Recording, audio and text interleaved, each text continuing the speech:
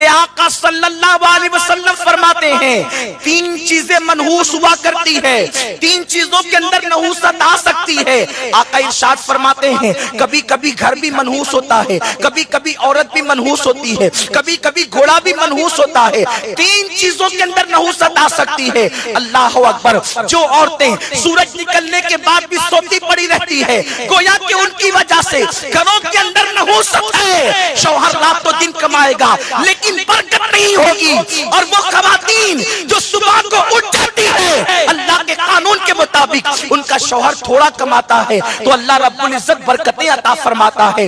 اللہ کی حدوں کی حفاظت کرو میرے پیارے آقا صلی اللہ علیہ وسلم کی کنیزوں۔ آج میں تمہیں بتاؤں، اللہ اکبر، آج عورتوں کے شوق کا عالم کیا ہے؟ مجھے زیور مل جائے، مجھے کپڑے مل جائے، مجھے کھانا مل جائے، مجھے بائک پر گھومنا مل جائے، اور اس کے بعد حل من مزید، حل من مزید، اس کے نعرے لگ رہے ہیں۔ میرے آقا صلی اللہ علیہ وسلم کی کنیزوں، آؤ میں تمہیں بتاؤں کل کی خواتین کا حال کیا تھا، کل کی خواتین کی کیفیت کیا تھی۔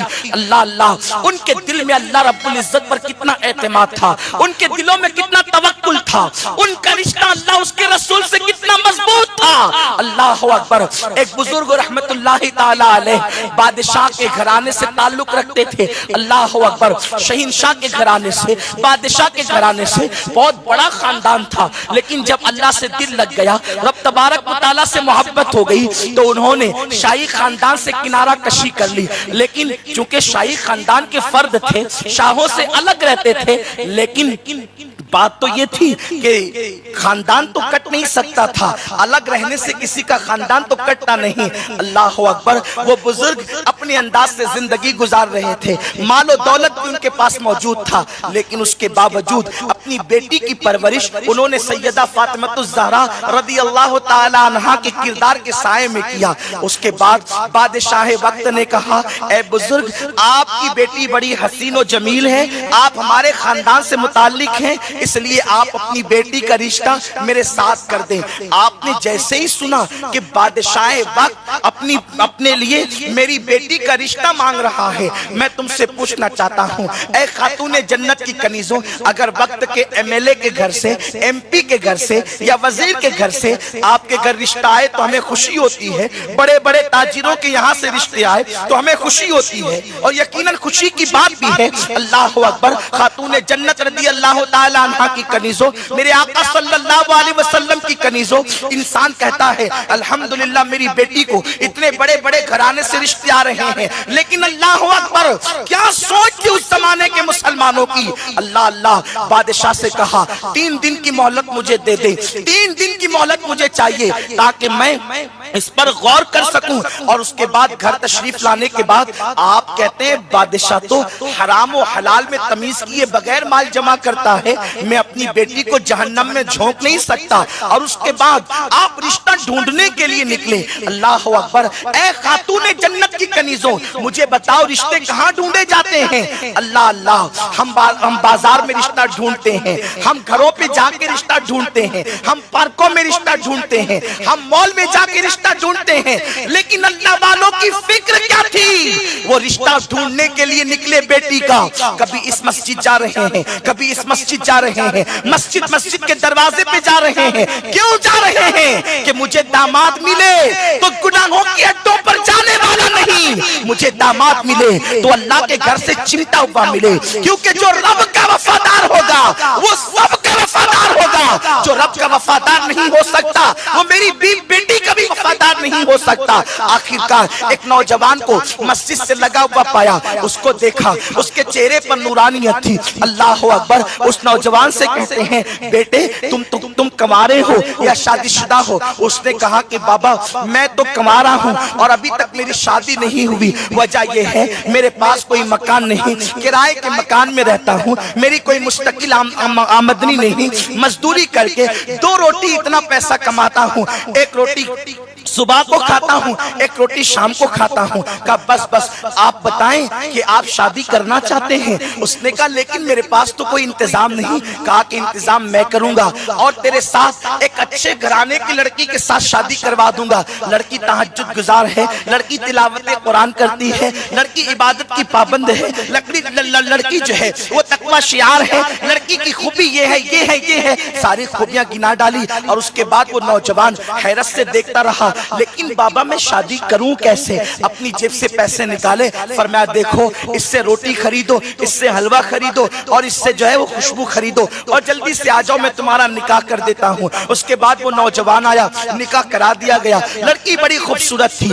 इस 3 दिन के अंदर अंदर निकाह हो गया। और उसके बाद जब बादशाह का इल्ची आया तो आपने फरमाया किसने कहा बादशाह को कि मेरे घर में लड़की मौजूद है? अरे नादान, जो लड़कियां कुंवारी होती है, बगैर शौहर वाली होती है, उसके निकाह दूसरों के साथ किए जाते हैं। मेरी तो एक ही बेटी थी और उसका निकाह तो मैं कर चुका हूँ, अब मेरे घर कोई बेटी नहीं है। बादशाह को ये कह के रुखसत कर दिया, बादशाह के इल्ची को ये कहकर रुखसत कर दिया। अब हुआ क्या है, लड़की की रुखसती का वक्त करीब आता है। एक बाप अपनी बेटी को उसके शौहर के घर पहुंचाता है। अल्लाह अकबर, वो बेटी कितनी पाकीज़ा ख्यालात की थी। वो बेटी जो है अल्लाह अकबर जब अपने शौहर के घर गई तो शौहर के घर जाने के बाद क्या देखा, सुराही के ऊपर एक रोटी रखी हुई है।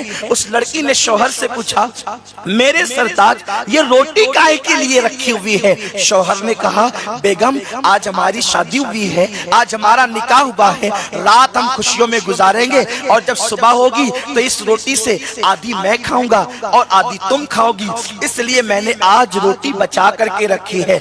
लड़की फौरन उठ करके खड़ी हो गई और कहने लगी इसी वक्त मुझे अपने बाप के घर पहुंचा दो, तुम्हारे साथ मेरा निबाह नहीं हो सकता।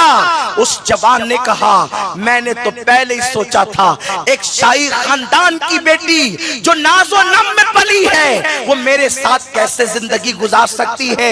मैं तो 2 रोटी कमाने वाला इंसान हूँ, यकीनन मेरे साथ यही होना था, लेकिन तुमने मेरी गुर्बत का मजाक उड़ाने के लिए क्यों निकाह किया? लड़की ने कहा मैं जो अपने बाप के घर पहुंचाने की बात करती हूँ तुमने उससे मतलब क्या लिया? शौहर कहता है मतलब ये लिया कि मेरे घर में एक ही रोटी देखकर बड़े बाप की बेटी वापस जाने के लिए तैयार है। उस लड़की ने कहा नहीं, तुमने मतलब गलत समझा है, मैं वो लड़कियों में से नहीं जो बाप के माल पे नाश करूं, मैं उन लड़कियों में से हूं जो सैयदा फातिमा के किरदार पे अमल करती हूं। याद रखे, या तो घर में ये रोटी रहेगी या तो घर में मैं रहूंगी। अरे उस शौहर के साथ में कैसे निबाह कर लूं जिसको अल्लाह पर इतना भी भरोसा नहीं कि जिस अल्लाह ने रात को खिलाया वो अल्लाह सुबह भी खिलाएगा। अरे जो खुदा समुंदर की तह में जानवरों को रिस्क देता है वो तुम्हें और मुझे भूल जाएगा।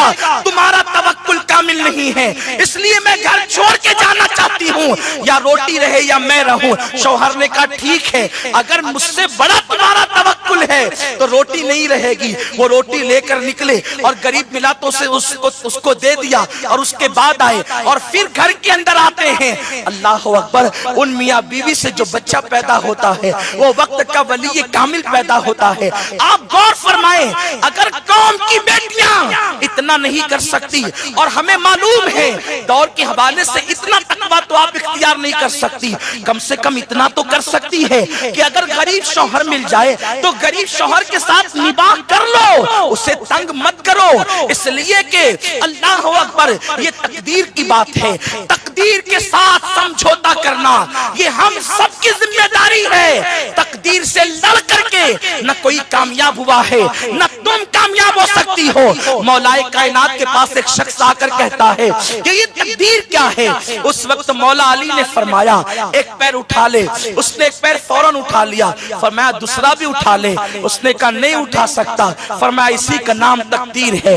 न तू मुकम्मल तौर पर मुख्तार है न तू मुकम्मल तौर पे मजबूर है, तदबीर भी है तकदीर भी है। ऐ खातून जन्नत की कनीजो, रिश्ते जो मियाँ बीवी के होते हैं वो आज जन्नत से आते हैं, आसमानों से आते हैं। अल्लाह ने तुम्हारी तकदीर में जो शौहर लिख दिया अब उसी के साथ निबाह करो, इज्जत के साथ निबाह करो।